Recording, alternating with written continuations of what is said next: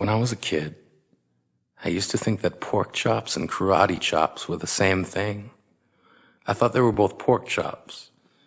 And because my grandmother thought it was cute, and because they were my favorite, she let me keep doing it. Not really a big deal. One day, before I realized fat kids are not designed to climb trees, I fell out of a tree and bruised the right side of my body. I didn't want to tell my grandmother about it because I was scared I'd get in trouble for playing somewhere I shouldn't have been. A few days later, the gym teacher noticed the bruise and I got sent to the principal's office. From there, I was sent to another small room with a really nice lady who asked me all kinds of questions about my life at home. I saw no reason to lie. As far as I was concerned, life was pretty good. I told her whenever I'm sad, my grandmother gives me karate chops.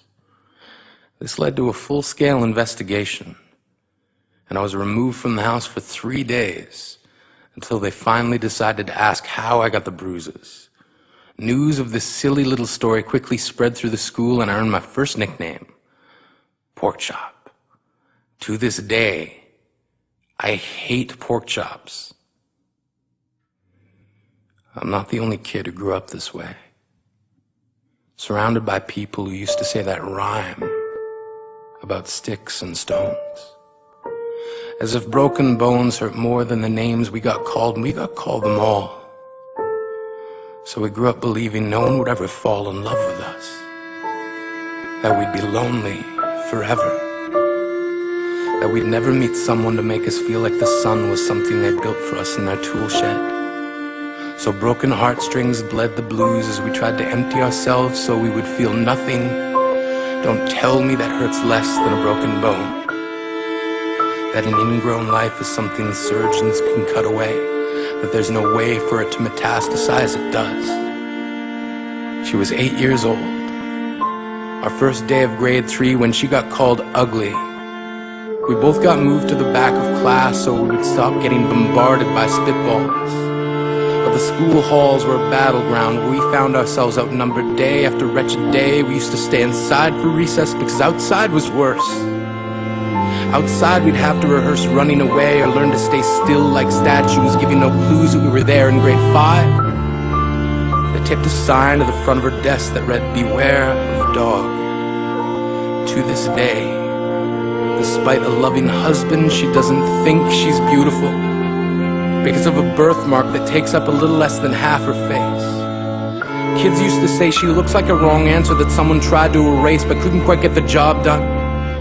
And they'll never understand that she's raising 2 kids whose definition of beauty begins with the word mom, because they see her heart before they see her skin, because she's only ever always been amazing. He was a broken branch grafted onto a different family tree, adopted, not because his parents opted for a different destiny.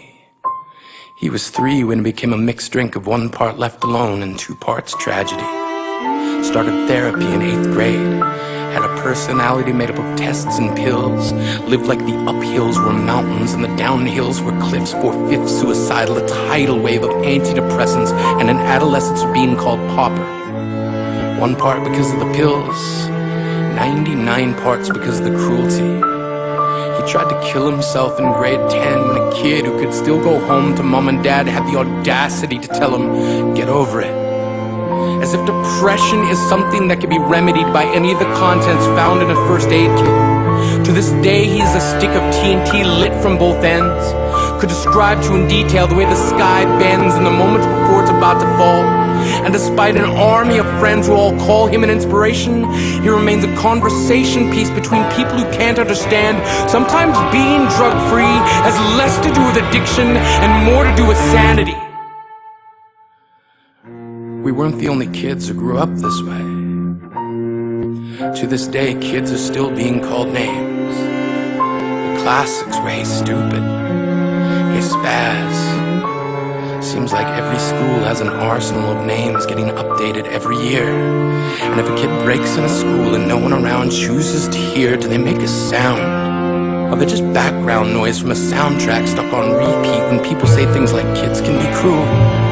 Every school was a big top circus tent, And the pecking order went from acrobats to lion tamers, from clowns to carnies. All of these miles ahead of who we were freaks.